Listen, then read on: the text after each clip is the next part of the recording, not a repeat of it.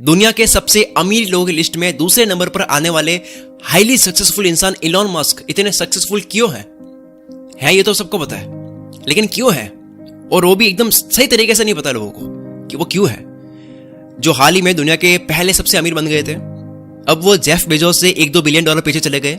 ये आगे पीछे तो चलता रहता है। मैं पैसा दिखाकर इलॉन मस्क को बड़ा नहीं दिखाना चाहता। वो जो कर रहे हैं ना, वो जो है, वो दुनिया के सबसे अमीर बनने से कहीं ऊपर है। क्यों इलॉन मस्क ऐसे है कि जब कोई ट्विटर पर ट्वीट करता है कि इलॉन मस्क अब दुनिया के सबसे अमीर आदमी है, तो ट्विटर पे इलॉन मस्क खुद रिस्पॉन्स करते हैं उस ट्वीट का कि कितनी अनोखी बात है, जो भी है काम पर लगते हैं फिर से। आज मैं आपको इलॉन मस्क के बारे में कुछ ऐसी रिसर्च बताने वाला हूं जो आपको नहीं पता, जो आपने कहीं नहीं देखी होगी, जो इलॉन मस्क को दुनिया से काफी अलग बनाती है।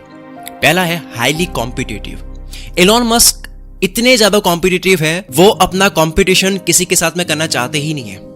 वो हर बार अपने हार्डवर्क से, अपने कॉम्पिटिशन से आगे ही जाना चाहते हैं। एक बार एशली वांस नाम के ऑथर ने अपनी बुक में Elon Musk, Tesla, SpaceX and quest for a fantastic future, इस बुक के लिए ऑथर ने इलॉन मस्क की फर्स्ट वाइफ जस्टिन विल्सन का इंटरव्यू लिया। तब जस्टिन ने बताया कि जब कॉलेज में साथ में थे, तब जस्टिन के 97 ग्रेड आए थे और इलॉन मस्क के 98 आए थे, लेकिन इलॉन मस्क को उसमें भी कंपटीशन लगा। उनके नंबर ज्यादा आने के बाद में भी वो प्रोफेसर से कहते हैं कि नंबर रीचेक कर लो, क्या पता और ज्यादा आए हो मेरे। उन्होंने टीचर को कन्विंस किया कि मेरी रीचेकिंग करो, हो सकता है कि मेरी 100 आए हो। इसको कहते हैं कंपटीशन से आगे जाने का लालच।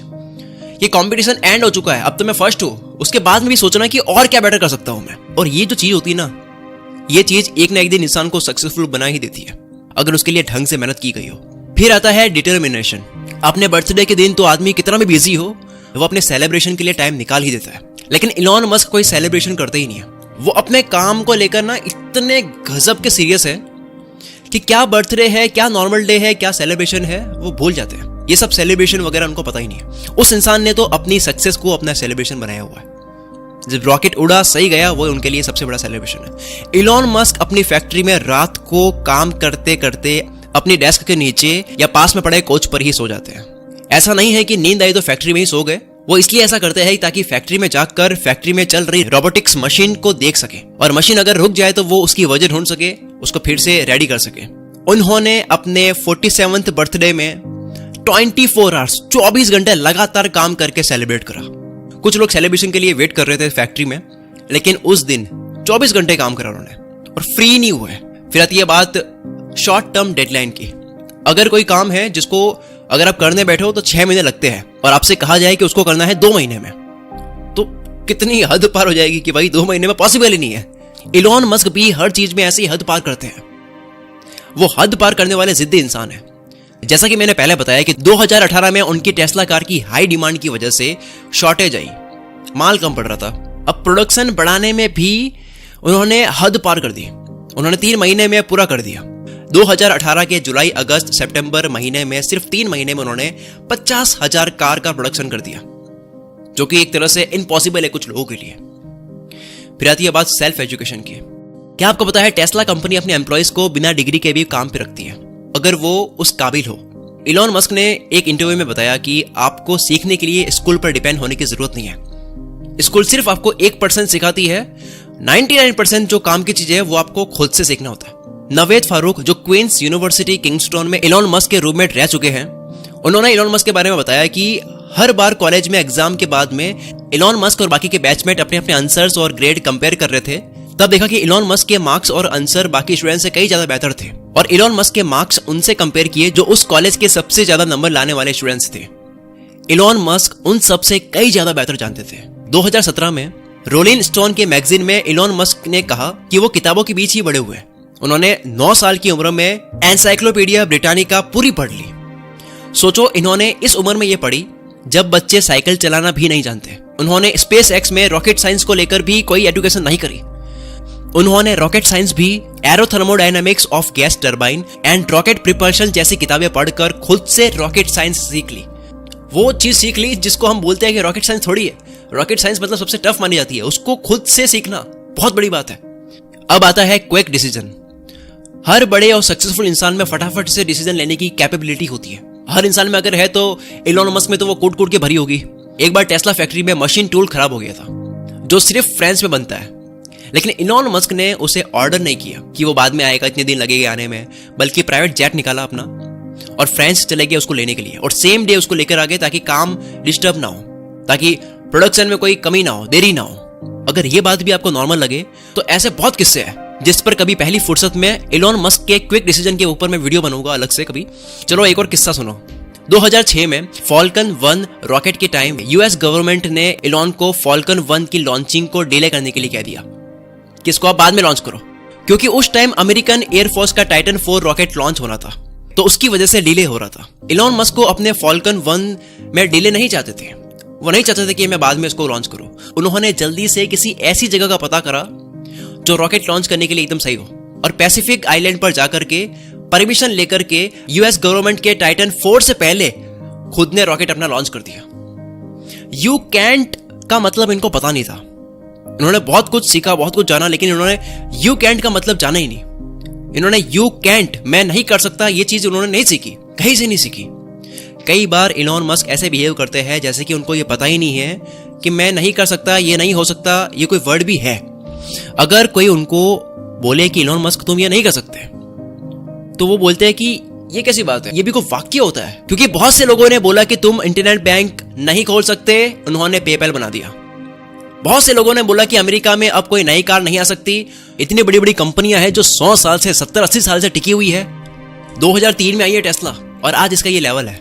मतलब 100 साल लगे हैं, 70 साल लगे हैं कई बड़ी बड़ी कार कंपनीज को कि लोग उनको अच्छे से यूज करना शुरू करें, लोगों का विश्वास बढ़ जाए उस कंपनी पे, और टेस्ला अभी आई है।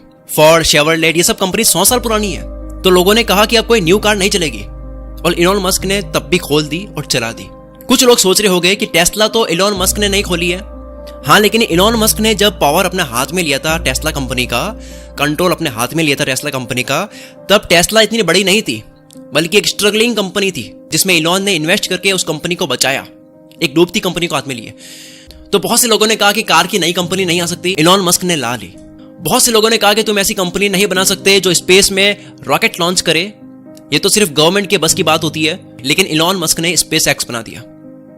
ये सब किस्से जानकर तो लगता है कि इलॉन मस्क को सच में कैंट का मतलब नहीं पता। कस्टमर सेटिस्फैक्शन की बात करते हैं, आप हिल जाओगे कि यार क्या आदमी है ये। क्या आपको पता है टेस्ला कार जब अपने चार्जिंग स्टेशन पर फुली चार्ज होने ही वाली होती है, तब कार ओनर के पास में नोटिफिकेशन आता है, और चार्ज होने पर भी नोटिफिकेशन आता है। नोटिफिकेशन के बाद अगर गाड़ी को अनप्लग नहीं करते हैं तो 1 मिनट का $0.4 चार्ज किया जाता है। ये न्यू पॉलिसी कैसे आई? बैटरी चार्ज होने के बाद भी कार को वहां रखते हैं और अनप्लग नहीं करते हैं तो $0.4 का चार्ज क्यों लगाया जाता है?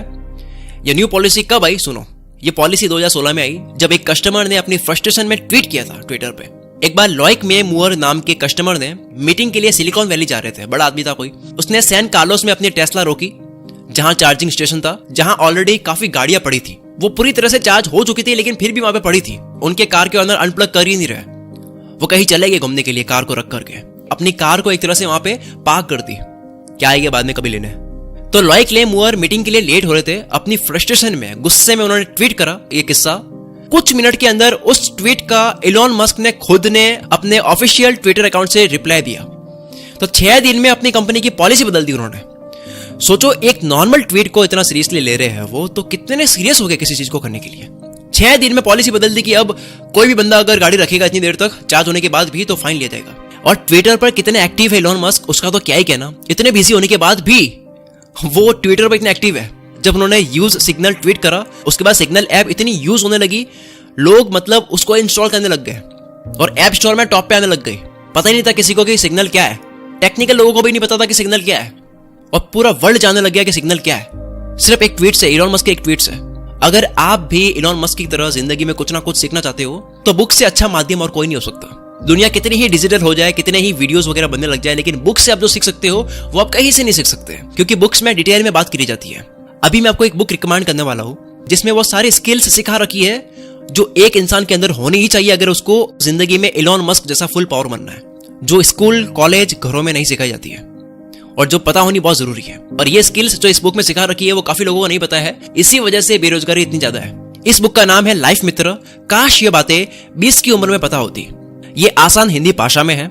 इस बुक के ऑथर ने कुल मित्र सब्सक्राइबर्स के लिए इस बुक की प्राइस केवल 19 रुपए कर दी है। मैं थैंक्स करता हूँ इस बुक के ऑथर को कि मेरे सब्सक्राइबर्स के लिए इसकी प्राइस केवल 19 रुपए कर दी है। इससे 20-30 गुना ज्यादा तो मोबाइल का रिचार्ज होता है। इसका लिंक डिस्क्रिप्शन में है, नीचे वीडियो के नीचे डिस्क्रिप्शन है, उसमें लिंक है, उस पर क्लिक करो, इसको परचेज करो और 2-3 दिन के अंदर इस बुक को पढ़ लो, कंप्लीट करो इस बुक को। बाद में कुछ नहीं होता, बाद में मतलब कभी नहीं, अभी करो, अभी जाओ इस बुक को पढ़ो। लिंक डिस्क्रिप्शन में है। Wish you all the very best. मैं शकील कुल मित्र से आपके सपनों को सपोर्ट करता हूं।